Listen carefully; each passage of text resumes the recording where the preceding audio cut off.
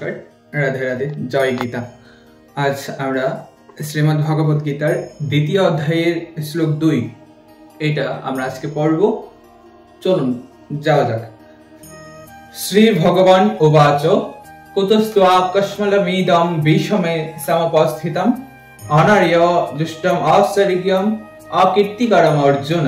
আবার বলছি, কুতস্ত্বা কস্মলমিদম বিষমে সমুপস্থিতম অনার্য দুষ্টম আশ্চর্যম অকীর্তিকরম অর্জুন। পদচ্ছেদ কুতস্ত্বা, এটা ভেঙে হয়েছে কুত। আমরা একদম প্রথম সারির যে শ্লোকগুলো পড়িয়েছি সেখানে আগেই বলেছি, কারণ ব ফলা যুক্ত যে শব্দার্থ এটা থাকে দন্তাস্বর সাথে ত যুক্ত বর্ণ থাকলে এখানে দন্তাস্বর পরিবর্তে কি হয়, বিসর্গ হয় এবং যেই শব্দটা যুক্ত থাকে সেটা আলাদা হয়ে যায়। যেহেতু এই ত বা তর সাথে ভ, এই তু ত ভ এটা যেহেতু দন্তাস্বর সাথে যুক্ত আছে, তাই দন্তাস্বর সাথে দন্তাস্বর পরিবর্তে বিসর্গ হয়েছে, ত আর ভটা এটা আলাদা হয়েছে। এটা নিয়ম, যদি তাও আমরা না জানি বা আগের ক্লাসগুলো না দেখে থাকি অবশ্যই দেখে নিব আগের ক্লাসগুলো, এবং তারপরেও সমস্যা হলে কমেন্ট করে জানাবো। কসমলমিদম, এটা ভেঙে হয়েছে কসমলম, আর এখান থেকে ইটা আলাদা হয়ে দ আর অনুসার এটা আলাদা হয়ে ইদম হয়েছে। বিষমে সমুপস্থিতম, এটা ঠিকই আছে। অনার্য দুষ্টম অসর্গম অকীর্তিকরম অর্জুন। এই সনাতন ধর্মীয় শ্লোকগুলোতে দেখা যায় এত বড় শব্দ আমরা ভয় পেয়ে যাই, এত বড় শব্দ কিভাবে উচ্চারণ করব, মোটেও খুব কঠিন কিছু না। চলুন খুব ভেঙে ভেঙে আমরা পড়ি। অনার্য দুষ্টম, এই যে দুষ্টম পর্যন্ত আমরা এখানে এতটুকু পর্যন্ত রেখেছি, অনার্য দুষ্টম অসর্গম, এই যে এখানে আবার এতটুকু ভেঙেছি অসর্গম, আমি আন্ডারলাইন করে দিচ্ছি। অনার্য দুষ্টম এতটুকু পর্যন্ত ভেঙেছি, আবার অসর্গম এতটুকু পর্যন্ত ভেঙেছি। ম থেকে অটাকে আলাদা করে ভেঙেছি অকীর্তিকরম, তারপরে এই ম থেকে আবার অটাকে আলাদা করে ভেঙেছি অর্জুন।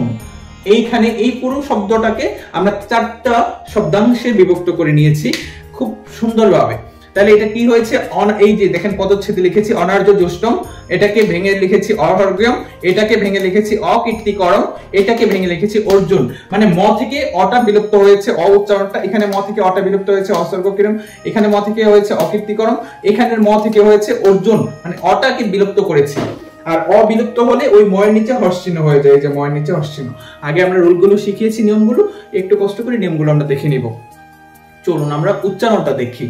কুতস্ত্বা, এই যে কুতস্ত্বা বা এটাকে পদচ্ছেদ যে লিখেছি কুতস্ত্বা, এই যে আমরা জানি বিসর্গের পরিবর্তে হ হয়, এখানে হ, আর হর উপর দেখুন ছোট করে একটা টান দিয়ে দিয়েছে। কেন জানেন? হর উপর টান মানে হটা একটু দীর্ঘস্বর উচ্চারণ হবে, তাই কুত কুত কুত কুত হ, এই যে হটা আলাদা একটু দীর্ঘ উচ্চারণ। আর ত এর নিচে ব ফলা আছে, আমরা জানি ব ফলা থাকলে ব ফলার পরিবর্তে ও বা ওয়া হয়, তাই ত ব ফলার পরিবর্তে ও, এই যে আমরা লিখে দিচ্ছি, এই যে ও হবে, তাই না? তাহলে ওটা হয়েছে কি ওকার, ওকার হয়েছে, এই যে তোর সাথে ওকার হয়েছে, আর এই যে অন্ত্যেষ্টিয়টা পরে যুক্ত হয়েছে, আর এই আকারটা, এই যে আকার। আমরা যদি ভাঙা বুঝতে সমস্যা হয় অবশ্যই কমেন্ট করে জানাবো। সমুপস্থিতম, দন্তাস্ব থাকলে ছ হয়, প, আবার এখানে দন্তাস্ব আছে ছ হয়েছে, দন্তাস্ব পরিবর্তে হটা মানে এই থটা আলাদা হয়েছে, সমুপস্থিতম মটা। আর অনার্য জ থাকলে ইয়া হয় আমরা জানি, আর উপরে যে রেফটা থাকে, রেফটা যে বর্ণের উপরে থাকে সেই বর্ণের আগে র হয়, অনার ইয়।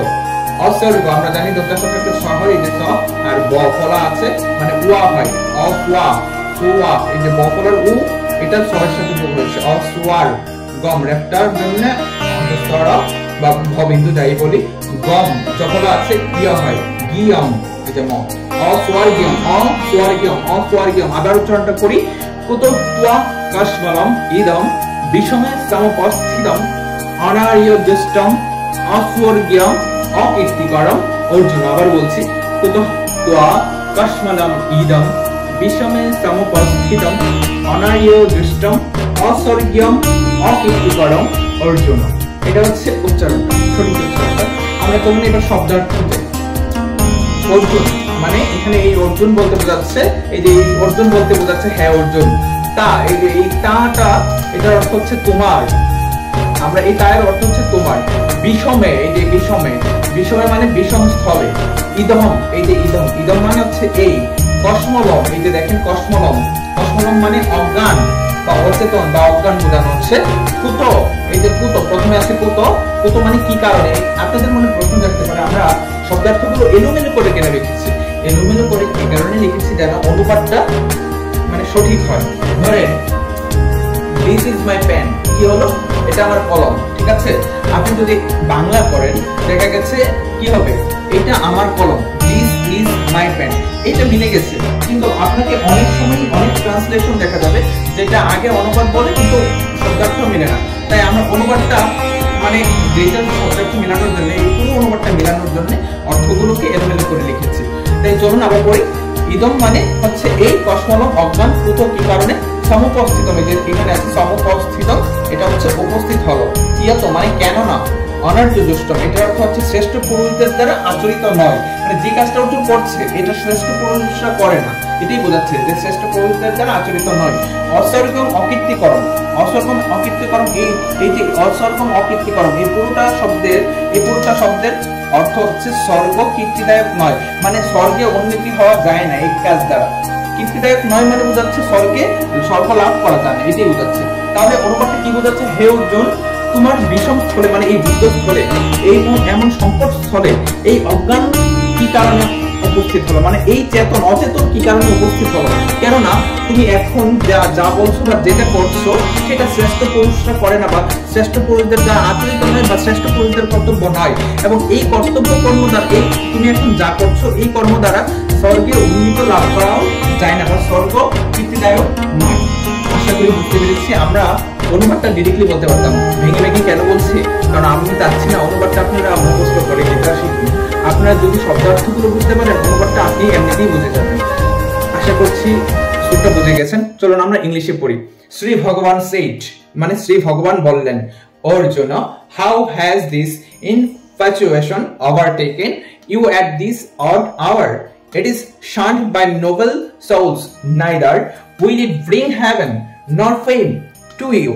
আবার বলছি, শ্রী ভগবান said, Arjuna, how has this infatuation overtaken you at this odd hour? It is shunned by noble souls, মানে এটা শ্রেষ্ঠ পুরুষদের দ্বারা কর্তব্য বা আচরিত নয়, neither will it bring heaven nor fame to you. আশা করি বুঝতে পেরেছি। তারপরে বুঝতে সমস্যা হলে অবশ্যই কমেন্ট করে জানাবো। আর ভিডিওটি বেশি বেশি করে আপনার সকল সনাতনীদের শেয়ার করে দেন। ভিডিওতে লাইক কমেন্ট এবং শেয়ার করে দিলে আমরা ভিডিওগুলো করতে অনুপ্রাণিত হই। কারণ যখন বুঝবো যে আপনারা ভিডিওগুলো দেখছেন, ভিডিওগুলো আপনারা শুনছেন, আপনারা উপকৃত হচ্ছেন, তখন আমরা আবার এই ভিডিও ক্লাসগুলো করার শক্তি বা সাহস পাই। নতুবা এত কর্মব্যস্ততার মধ্য দিয়ে এই ভিডিও করার এনার্জি আমরা হারিয়ে ফেলি যদি আপনাদের উপকারই না হয়। আপনাদের উপকারের জন্যই ভিডিওগুলো করা, সনাতনীরা যেন গীতাকে জানতে পারে সেই লক্ষ্যে ভিডিওগুলো করা। তাই সকল সনাতনীদের জানান, সকল সনাতনীদের শেয়ার করে দিন। সবাই ভালো থাকেন। নমস্কার, রাধে রাধে, জয় গীতা।